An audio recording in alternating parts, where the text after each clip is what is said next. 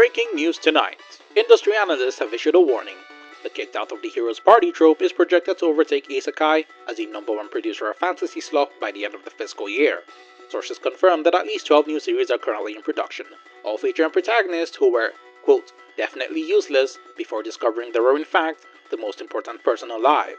Slop investors are panicking at the thought of having their isekai stocks drop in value and are hurriedly racing to acquire shares in the Banished MC before it's too late. At this point, experts recommend that if your current fantasy anime doesn't have a hero's party, you should start preparing for unend slopments. If you've been watching anime recently, you've probably noticed this too.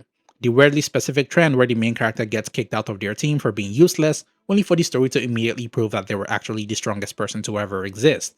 Series like Beast Tamer, The Strongest Tanks Labyrinth Raids, and Scooped Up by an S-Rank Adventurer all share the exact same premise and similar tones. At first glance, it looks like another anime trend, but there is something eerily familiar about them that at the same time feels ever so slightly different. To understand this trend, you first have to start with isekai. As I stated in my video on isekai and individualism, which I highly recommend you watch after this, modern isekai isn't really about going to another world to experience grand adventures and vast worlds anymore. It's all about selling you a sensation of feeling significant, taking you to a place where you matter immediately.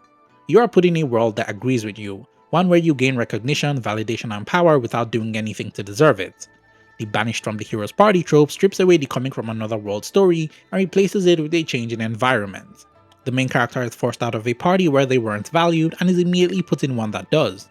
Gone are the shallow party members who only care about results and don't have time to invest or understand the weak MC, and in are the new crew who instantly get how the main character works, letting him really shine. Much like isekai, it starts from the very specific assumption that the problem was never you. This trope is one that tries to disguise itself as a revenge fantasy. I mean, the setup is literally right there. However, with a few exceptions, a majority of them often deal with a main character who just wants to do their own thing.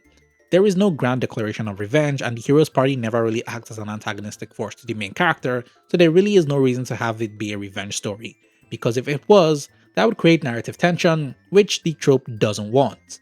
Despite the fact that the MC doesn't want anything to do with the hero's party that kicked him out and has moved on from them, the writing itself doesn't, as it will still go out of its way to show you the hero's party struggling and being worse off without the protagonist trying to deliver the shallow satisfaction of getting revenge. The trope kind of blows its load way too early without any build up and calls it a day, leaving you to clean up by yourself. Questionable analogy aside, these types of anime have no real story to explore and fall into the same pit traps that most isekai do, making the main character right from the beginning. From episode 1, the narrative has already decided that they are right, absolving them of anything that would grow their character in any way whatsoever. They aren't weak, they aren't flawed, they have no internal struggles to overcome, and this means that they cannot change and develop at all. The story doesn't ask how would this character grow, but rather how long until everyone else realizes what we already know. Spoilers, it's almost immediately. So what you end up with is a story that looks like it's about overcoming adversity without really engaging with said adversity. Hey, so Editor Braid here, cutting in real quick to just share some behind the scenes stuff, yeah? While I was editing, I realized that one of the anime I had watched for this, I think it was called Scooped Up by an S-Rank Party, I had actually started it from episode 2 without noticing. Because the episode felt like all the rest I had watched beforehand, following the same patterns and all that same jazz, nothing felt out of the ordinary. So imagine my shock and later disappointment when I loaded it up into my editor to see episode 1 looking completely foreign to me. It just says a lot about this type of anime because if I'm able to go through the whole thing without feeling like I'm missing out on context or previously established knowledge, especially in something that is meant to be a continuous story, you are doing something wrong. Like, bruh, come on. But anyway, let's get back to the video. So why is it everywhere? Why has this specific trope taken off the way it has? I think it's because of the way it taps into the very real feeling of being undervalued. Remember, these things are made for the very tired Japanese people to superimpose themselves onto. And I'm sure by now many of you are familiar with the Japanese work culture, from their crazy work hours to their oppressive work environments. That kind of space tends to fester a lot of negative emotions and leaves people to heavily lean on escapism as one of the ways to relieve themselves. The feeling of being undervalued especially builds up that quiet frustration of thinking, I know I'm capable of more, they just don't see it. It's individualism born from a sense of neglect. Maybe sometimes you are being overlooked, maybe sometimes you really don't have what it takes to meet that standard of what is needed. It may look unfair to the ones experiencing it, but this frustration can lead people to improving and doing better for the community and the team they're a part of. And this is what these stories ignore because they offer a much more simpler answer. You're already enough. It tells you you don't need to change and the others are wrong for not seeing it.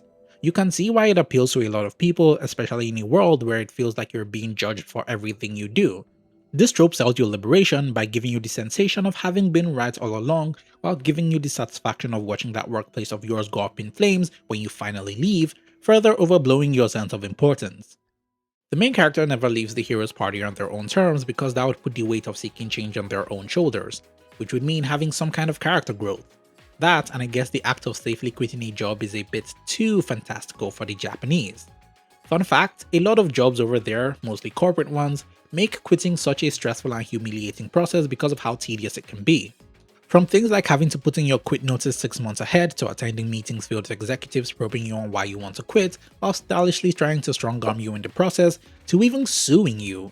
It's a gargantuan task designed to break the spirit of the one who wants to quit, which is why they've seen the rise of quitting agencies that handle the resignation process for them.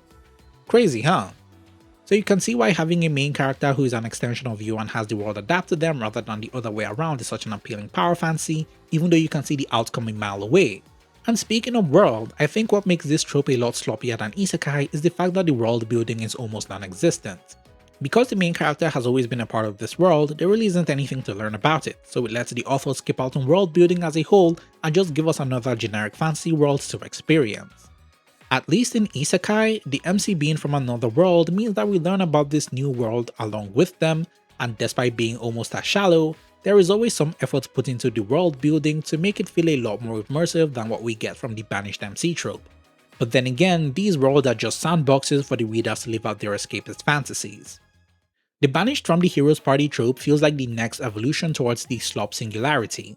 It's a refinement of the same ideas that made isekai, while stripping down a lot to make for a more consumable experience. The problem isn't that people enjoy them, it's that these types of anime offer the feeling of growth without any actual work put into it.